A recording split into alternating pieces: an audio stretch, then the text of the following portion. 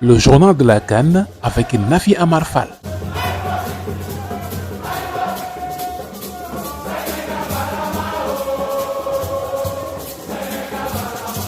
Bonjour et bienvenue dans le journal de la CAN, le point de l'actualité de l'équipe nationale du Sénégal ici à Yamoussoukro.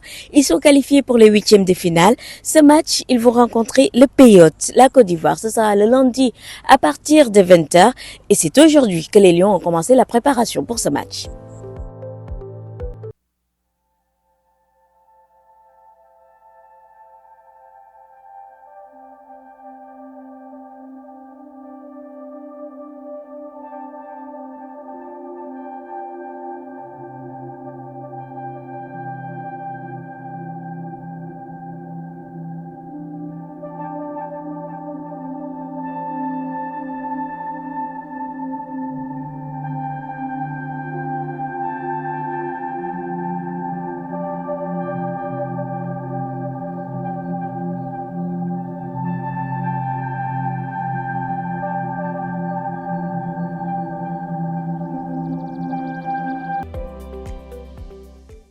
En vue de ce match crucial contre le pays hôte, la Côte d'Ivoire, les Lions donc ont entamé la préparation aujourd'hui.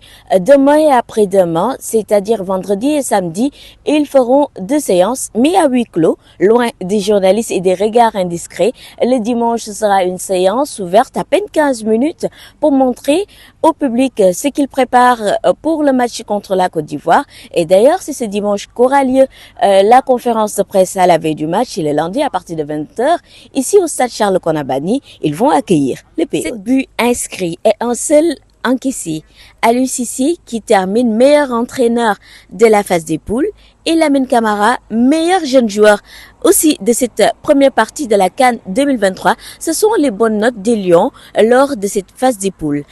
Comme je vous le disais tantôt, le Sénégal va accueillir la Côte d'Ivoire ici à Yamoussoukro et ce sont des Lions qui sont bien installés dans leur tanière, qui sont prêts à en découdre avec les pays hôtes. Comment préparez-vous cette rencontre contre la Côte d'Ivoire? On le prépare comme d'habitude, que ce soit Côte d'Ivoire ou notre équipe.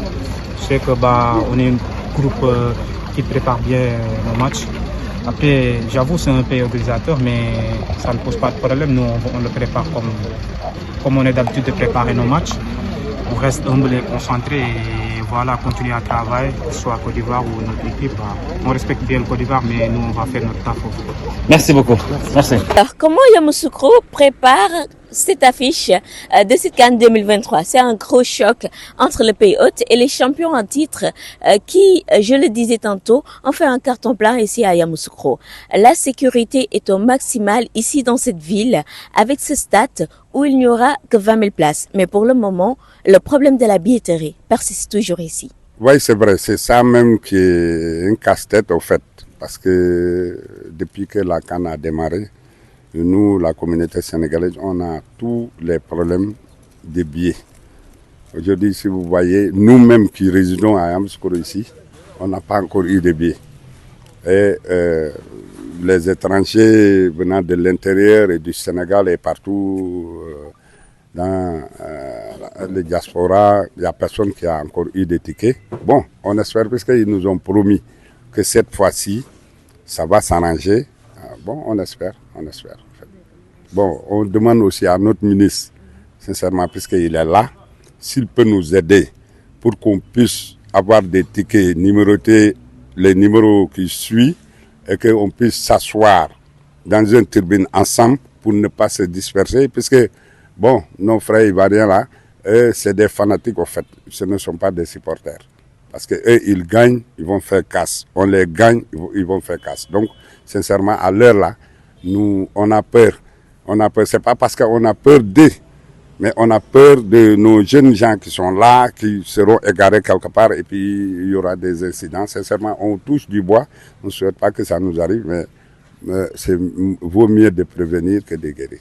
On va faire un petit récap de la phase des poules du Sénégal, mais aussi de la phase des poules de façon générale. Et c'est le moment de vous poser d'ailleurs cette question. quelle est l'équipe qui vous a le plus séduit durant cette première partie et quelle est l'équipe qui vous a vraiment déçu durant la phase des poules? Répondez en commentaire, mais en attendant, c'est notre expert Yves Boris de la chaîne NCI qui répond. Lors du tirage au sort le 12 octobre, on avait estimé que c'était la poule de la mort et une poule de la mort que le Sénégal a dominée de la tête aux pieds. C'est une équipe du Sénégal qui a montré extrêmement de très belles choses dans cette phase de groupe. Beaucoup de certitudes, c'était très costaud, très cohérent, avec un football très pragmatique. On a senti beaucoup d'automatisme au niveau des joueurs, au niveau de cette équipe. Qu'on fasse rentrer un joueur, qu'on fasse sortir un autre, on sentait toujours cette cohésion, on sentait toujours cette équipe conquérante à chaque match. Et je pense que le Sénégal a démontré son statut vraiment de champion d'Afrique, mais en même temps de favori de la compétition, de favori de cette poule. Ils l'ont brillamment justifié à travers des prestations, j'ai envie de dire, convaincantes. Ils étaient conquérants, autoritaires dans leur jeu et dans leur construction. On sentait vraiment de la sérénité dans le jeu de l'équipe du Sénégal. Et je pense que le Sénégal a fait une phase de poule très aboutie. Alors déjà, je trouve que c'est une phase de poule vraiment très très difficile, surtout pour les équipes dites favorites. Quand vous prenez la Côte d'Ivoire, qui est battue à 2 reprises par le Nigeria et par la Guinée équatoriale, quand vous voyez le Ghana, qui est pratiquement au bord de l'élimination, l'Égypte, qui est obligée d'avoir recours à des matchs nuls pour se qualifier, cela montre tout simplement qu'il y a eu une évolution au niveau du football africain. Les équipes, les petites nations qu'on considérait en griffe petites nations, aujourd'hui ont évolué, ont fait progresser leur football et arrivent à tenir tête à des géants d'Afrique, des champions d'Afrique à maintes reprises. Vous voyez là le Mozambique qui tient tête au Ghana. On voit le Cap-Vert qui fait échouer les pharaons. Ça montre tout simplement qu'il y a aujourd'hui, il y a un nivellement, il y a un changement au niveau du football africain. Et je pense que c'est tout bénéf pour notre continent. Ça montre que nous sommes en train d'évoluer, mais positivement, en ce qui concerne la pratique du football sur le continent. Et c'est une excellente chose. Mes coups de cœur dans cette Coupe d'Afrique des Nations, c'est le Cap-Vert, qui nous a agréablement surpris. Quand on faisait le tirage au sort, on ne mettait pas le Cap-Vert en tête de son groupe. Et aujourd'hui, c'est le Cap-Vert qui arrive en tête de son groupe. La Guinée équatoriale aussi est mon coup de cœur. Voici une équipe qui est en nette progression et qui a fait sensation dans cette compétition. Je n'oublie pas certaines équipes. Je pense par exemple à la Mauritanie qui a écœuré le Burkina Faso lors de son premier match. Vous avez vu la Namibie faire échouer la Tunisie. Ça, moi, c'est des choses incroyables. Par le passé, les éditions passées, on n'aurait même pas pu voir cela. Mais aujourd'hui, c'est chose faite. Et je pense que les grandes nations doivent se remettre en cause, doivent repenser leur football.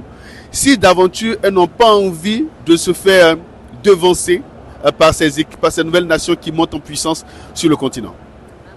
C'est tout pour ce journal. Nous vous donnons rendez-vous demain pour un autre numéro. On vous rappelle que la séance d'entraînement des Lions de ce vendredi sera à huis clos. Merci à tous. Le journal de la CAN avec Nafi Amar Fall.